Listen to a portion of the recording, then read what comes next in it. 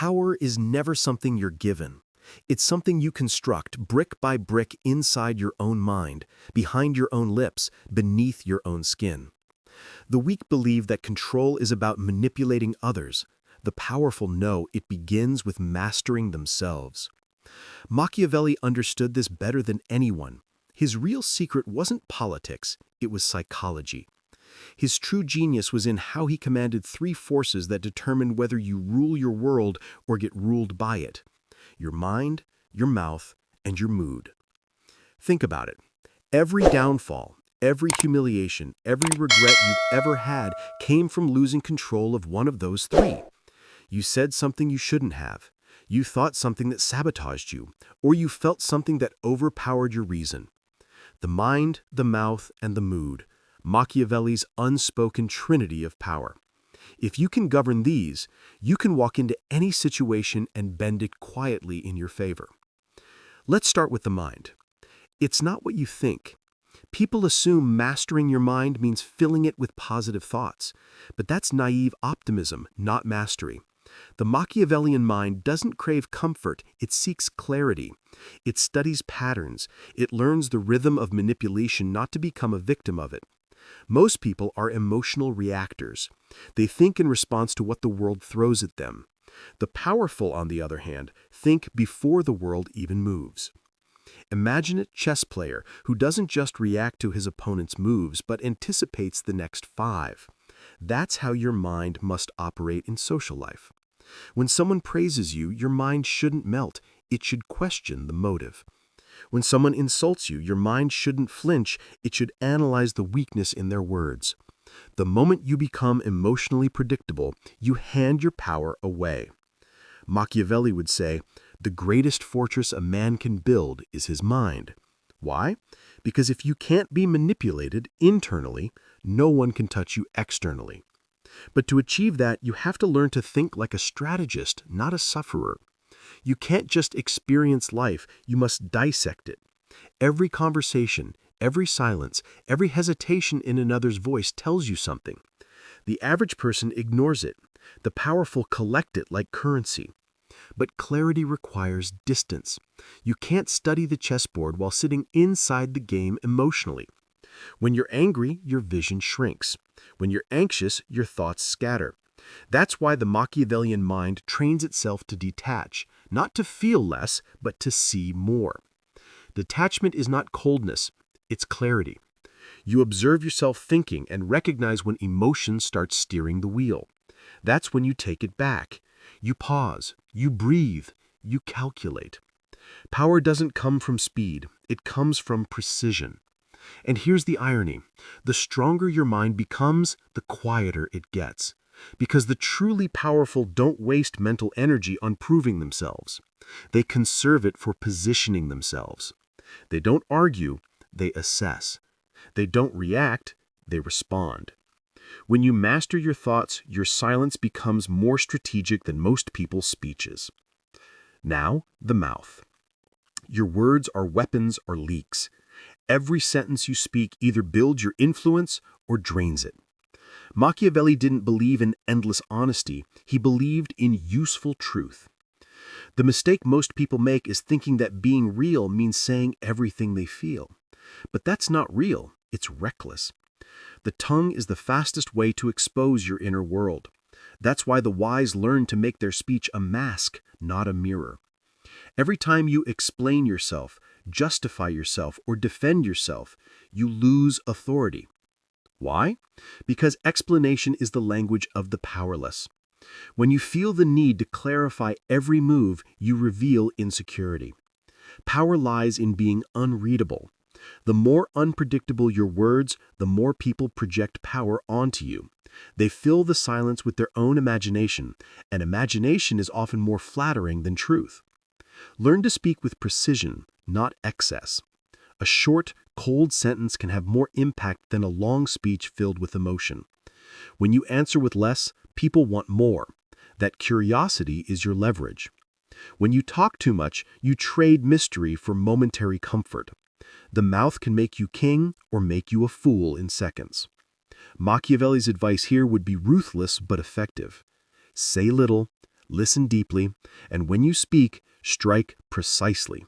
It's not just about what you say, but when you say it. Timing in speech is as powerful as timing in war. Sometimes silence is the loudest statement. Sometimes a smile is a weapon. Learn to use pauses like a blade. They slice through arrogance and force others to reveal themselves. And remember, your words are not meant to convince people, they're meant to control the frame. The person who defines the meaning of a situation controls it. If someone insults you and you act wounded, they own the frame. But if you smile, pause, and say, "That's interesting," suddenly they're the one who looks reactive. Your words should always make others adjust to your reality, never the other way around. But none of this works if your mood betrays you. Your mood is the invisible power others feel before you even speak. You could say the smartest thing in the world, but if your tone wavers, your face twitches, or your presence feels off, people won't believe you. Machiavelli knew this. The ruler's mood sets the tone for the entire court. If you're calm, people assume control. If you're erratic, people sense weakness. The first step to mastering your mood is realizing it's contagious. Walk into a room tense and everyone tenses. Walking grounded and even chaos begins to settle. Power has a frequency. It's not loud, it's stable. It's the kind of calm that makes others second-guess their anxiety. That's emotional dominance, and it begins by mastering your own chemistry. When you wake up angry, observe it. Don't act on it. When you feel anxious before a conversation, don't suppress it. Study it. Machiavelli would say, control begins where awareness begins. The mistake is trying to fake calmness. Real composure is built through confrontation, facing the chaos inside you until it no longer dictates your behavior. You don't destroy emotion, you discipline it. And that's the real art. Discipline over denial. Your mood shouldn't be a reaction to circumstance. It should be an instrument you play at will. When you need to intimidate, you can radiate icy stillness. When you need to charm, you can exude warmth. You adapt without losing core control. That's emotional strategy, something most people never even consider. Here's what few realize. These three, mind, mouth, and mood, are not separate. They feed each other constantly. A calm mood keeps your mind sharp. A sharp mind keeps your mouth measured. A measured mouth protects your mood. But lose one, and the others collapse like dominoes. The moment your mood explodes, your words betray you. The moment your words spill, your mind loses authority. The power trinity is only complete when all three obey you. That's what Machiavelli meant when he said that a prince must appear both human and divine, emotionally expressive enough to connect, but mentally superior enough to command. It's not about becoming robotic.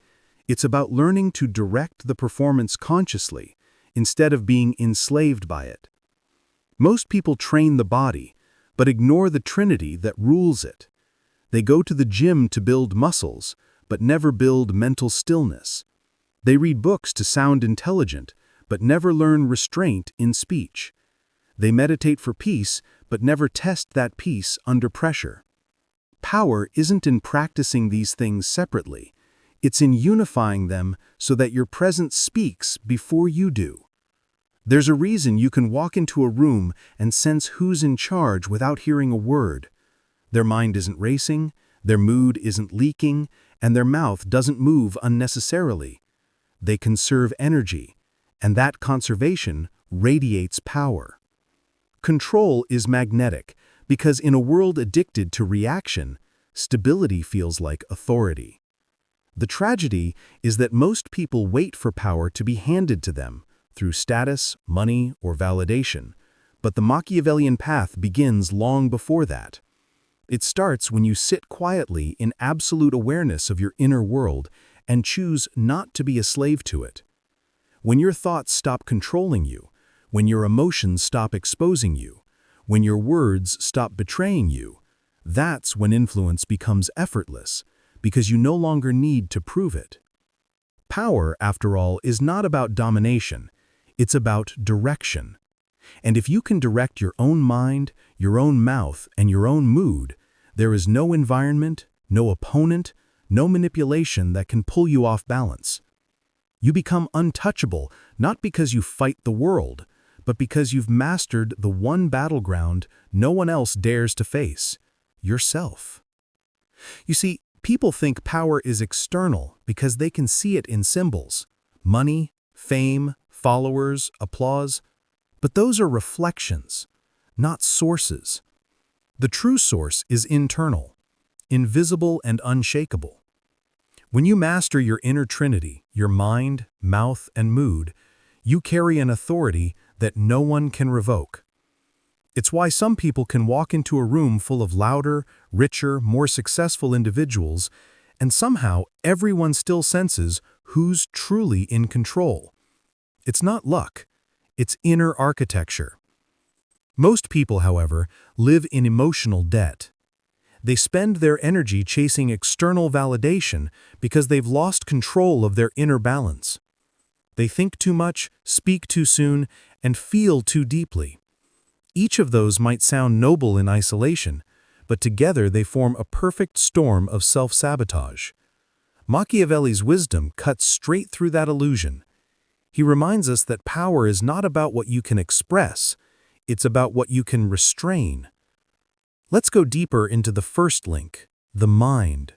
Because what most never realize is that your mind doesn't think, it responds. It's a machine built from habits, experiences, and emotional echoes. If you don't master it, someone else will.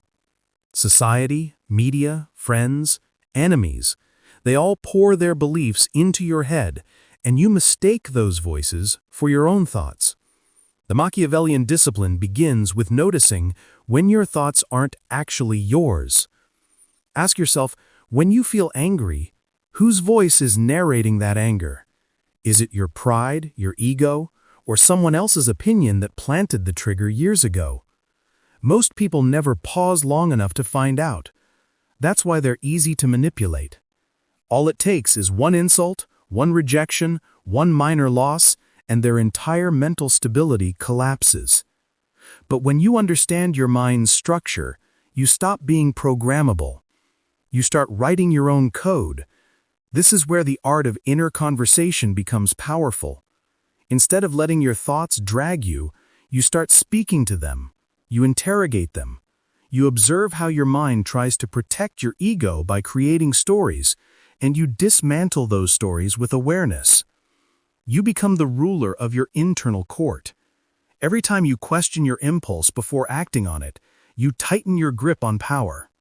Machiavelli would call this the discipline of perception.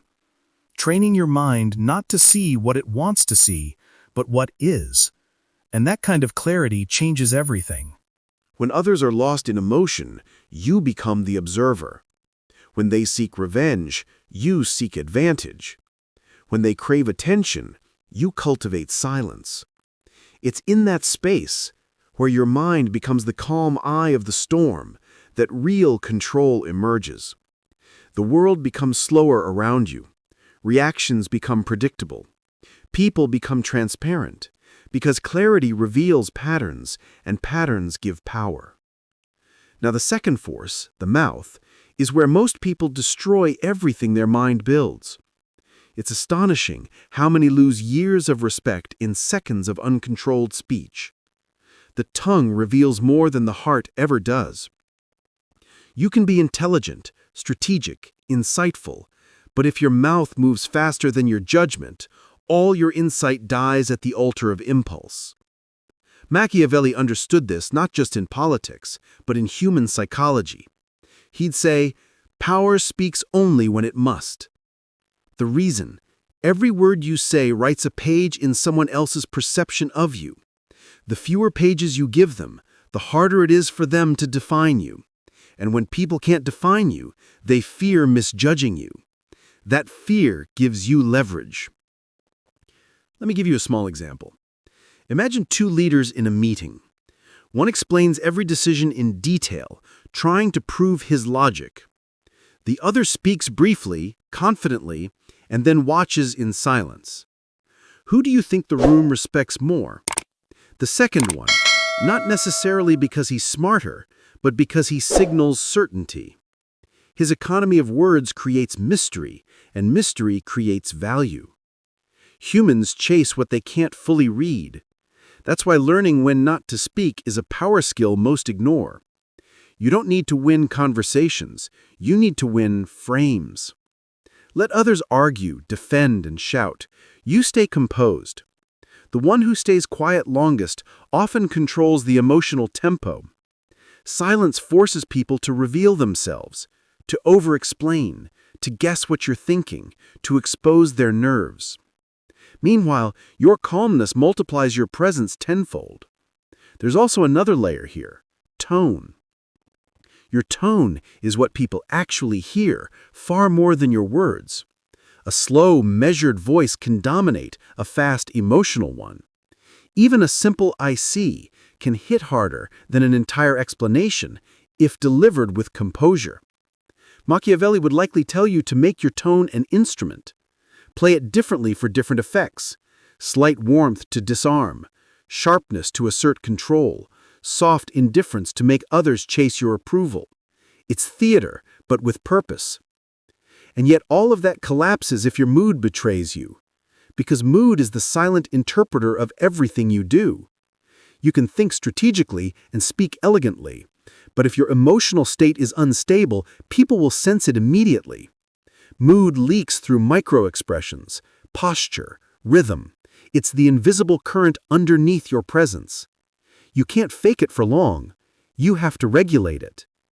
Regulation doesn't mean suppression. It means transformation. Machiavelli's form of emotional control wasn't about denial. It was about conversion. Turn your anger into assertiveness. Turn your fear into focus. Turn your sadness into calculation. Power isn't the absence of emotion. It's the command of it. When your mood follows your intention, instead of your circumstances, you reach the level where most manipulation fails. But how do you reach that point? By exposure. You can't master calmness in comfort. You master it by putting yourself in tension, conflict, discomfort, and training yourself not to flinch. The goal isn't to feel nothing. The goal is to feel everything and still choose your response. When you can stand in chaos and your inner rhythm doesn't change, you've reached Machiavellian serenity. That's what makes you appear powerful even when you say or do very little. Your energy doesn't bend to the environment. There's a strange paradox here. The more emotionally stable you become, the more others around you become unstable, because stability provokes insecurity in the reactive. When you refuse to play emotional games, manipulators lose their script. Their chaos stops working, and that's when they either respect you or fear you. Both reactions serve you equally. That's why your mood must never depend on people's treatment. Let others be the weather, you be the climate. They can fluctuate, rage, gossip, apologize, or disappear. You remain consistent. Consistency confuses manipulators and comforts allies. It's how empires, both internal and external, are built. When you align all three, the mind clear, the mouth controlled, the mood composed, you create a presence that feels inevitable.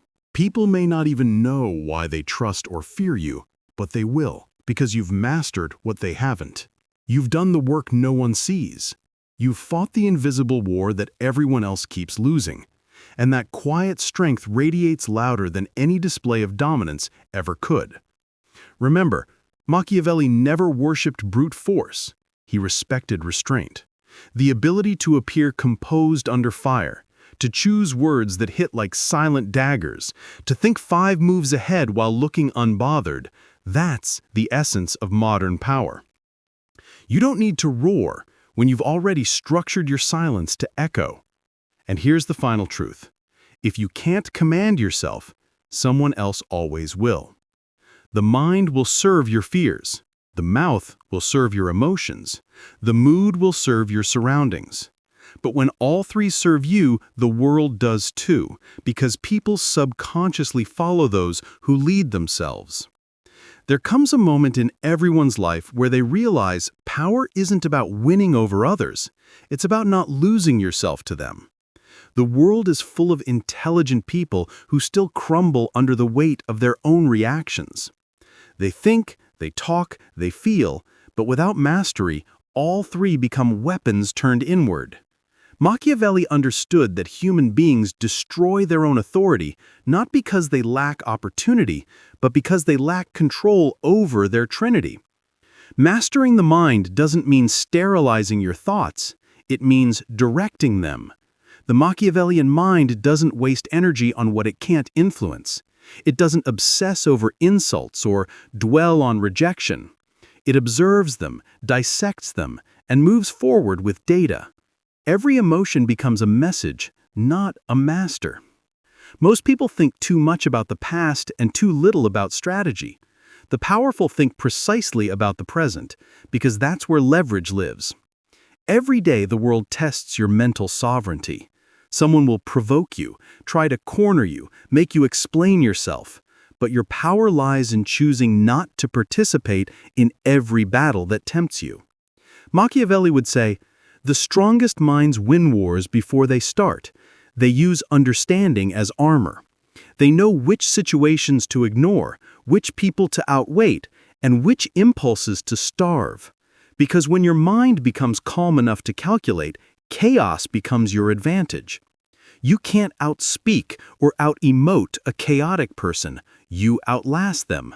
You watch their own instability eat away at their credibility while you remain consistent.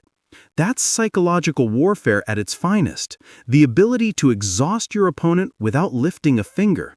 And to do that, you need the discipline to think long-term in a short-term world. A mind that always plays for the next 5 moves instead of the next 5 minutes. Now, your mouth, your second instrument, serves as the bridge between thought and perception. What you say reveals the alignment between your inner clarity and outer composure. When your words come from emotion, people hear volatility. When they come from patience, they hear command. Words are carriers of your internal energy. That's why the powerful rarely repeat themselves. They speak once, and it lingers. They don't argue, they assert. They don't explain, they define. Machiavelli's brilliance wasn't in trickery, but in timing. He knew when silence could achieve more than speech. He understood that control over words is control over the battlefield of perception, because people don't act on facts, they act on impressions, and impressions are molded by language. The one who names the emotion in the room controls the narrative. That's why the first to speak often loses power. The one who speaks last defines reality. There's an art in leaving your sentences unfinished, in letting people fill in the blanks. Mystery isn't manipulation, it's magnetism. It invites curiosity, and curiosity creates influence.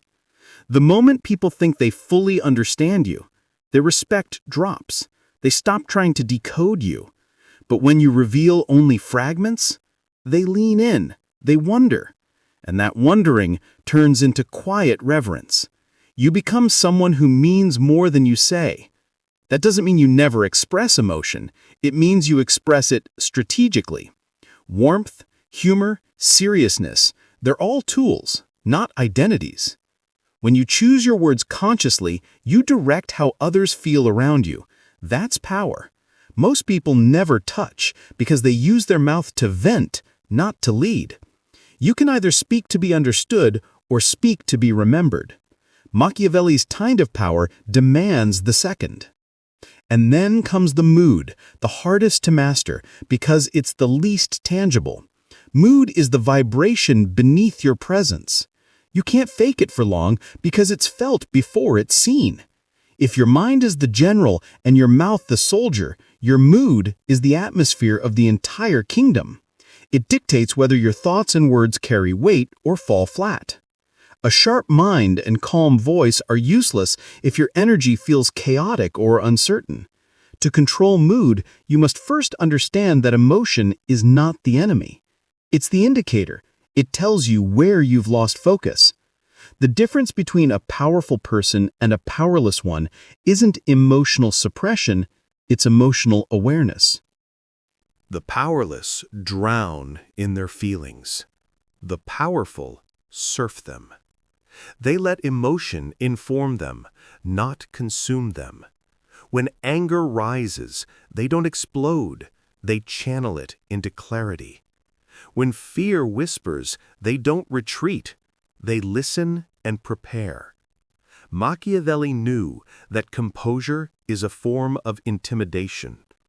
When you remain calm while others unravel, you become the gravitational center. People orbit around your steadiness because stability is rare.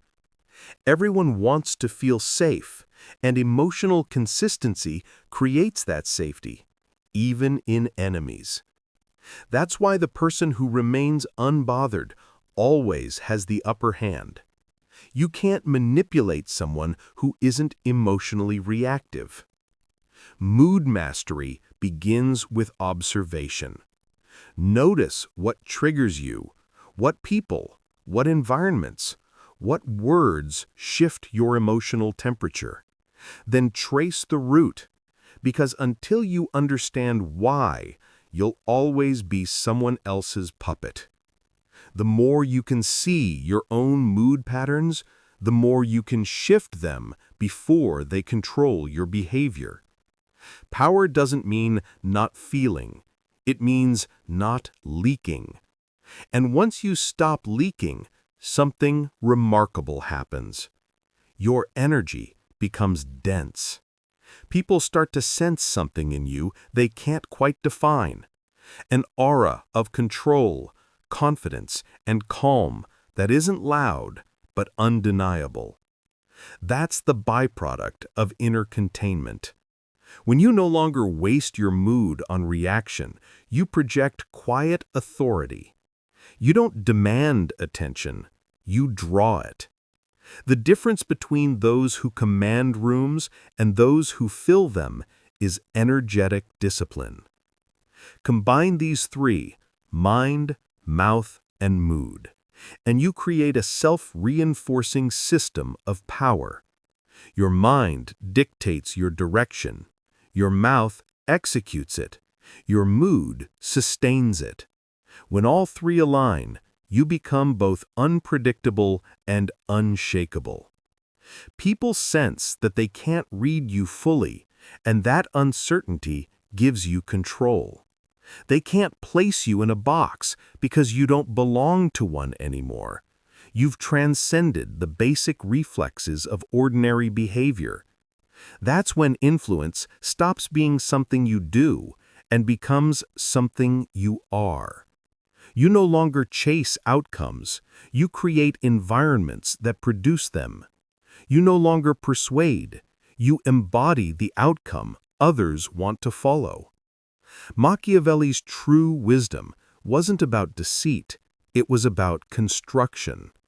The construction of a self so coherent, so disciplined, that the world naturally bends to its rhythm. This is the essence of the power trinity: the mind as your strategist, the mouth as your weapon, and the mood as your silent dominion. Each mastered separately becomes strength. Mastered together, they become inevitability. Because when your thoughts are precise, your words deliberate, and your energy impenetrable, what's left for anyone to control? Nothing. And that's when you finally realize the highest form of power is not control over others, it's the absolute command of yourself.